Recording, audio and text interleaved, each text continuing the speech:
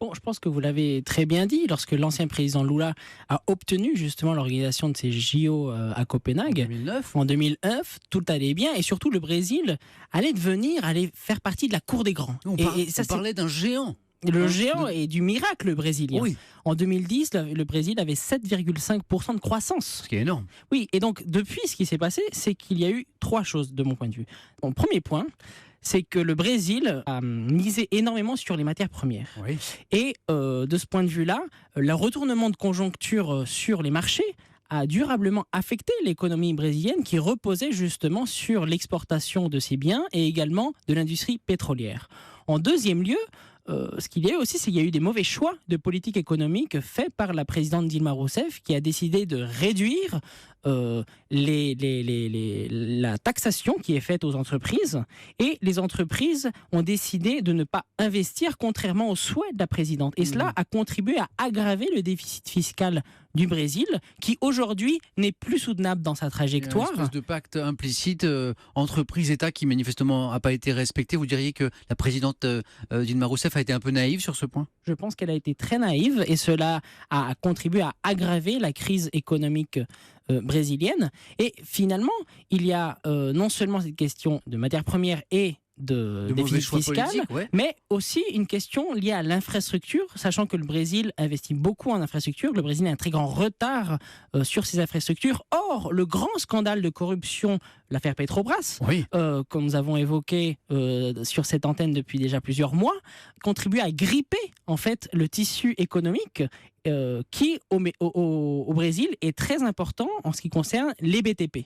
Et donc cela a conduit ces entreprises à licencier ses salariés, et donc cela a contribué à aggraver la situation économique. Donc c'est la conjonction, de mon point de vue, de ces trois facteurs qui fait qu'aujourd'hui, le Brésil a des croissances non seulement négatives, mais réellement en récession.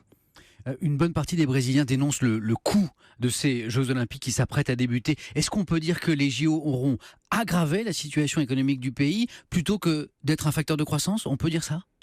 Moi, je pense que le résultat est assez ambivalent dans le sens où ces Jeux Olympiques ont permis tout d'abord d'apporter beaucoup d'argent en ce qui concerne les infrastructures, notamment une ville comme Rio de Janeiro. Il a fallu lancer tous ces grands chantiers. Tout à fait, et surtout il a fallu construire par exemple des lignes de métro, la ligne 4 a été inaugurée cette semaine, ouais. Et cela aura un impact durable positif pour les Cariocas qui habitent cette ville, mais malheureusement on voit bien aussi qu'il y a eu certaines dépenses somptuaires qui ont été faites, notamment par rapport au stade, de la même manière qu'au moment de la Coupe du Monde en 2014, il y a certaines dépenses qui, du point de vue des Brésiliens, ne se justifient pas. Et cela explique en partie le fait qu'aujourd'hui, au Brésil, il y a eu une rupture de consensus par rapport à l'organisation des JO. Lorsqu'en 2009, les Brésiliens criaient dans les rues de Copacabana, leur joie. Voilà, aujourd'hui, ces personnes vivent et illustrent leur mécontentement en n'achetant pas, par exemple, des billets pour assister aux rencontres. C'est la question que j'allais vous poser. Ces derniers mois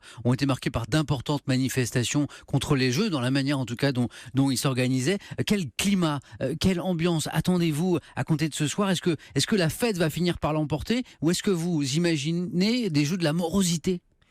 Moi, je pense que le Brésil, in fine, est un peuple heureux. L'historien Sergio Buarque de Holanda l'appelait le pays de la cordialité. Et de la même manière qu'au moment de la Coupe du Monde en 2014, où justement, avant le début de cette Coupe du Monde, la presse internationale était très pessimiste par rapport au Brésil. In fine, on a vu que cette Coupe du Monde avait été un succès. Je souhaite et je pense que, in fine, ces Jeux seront également un succès sportif, et ce qui aura un impact, en fait, sur le bilan qui sera fait des JO à Rio.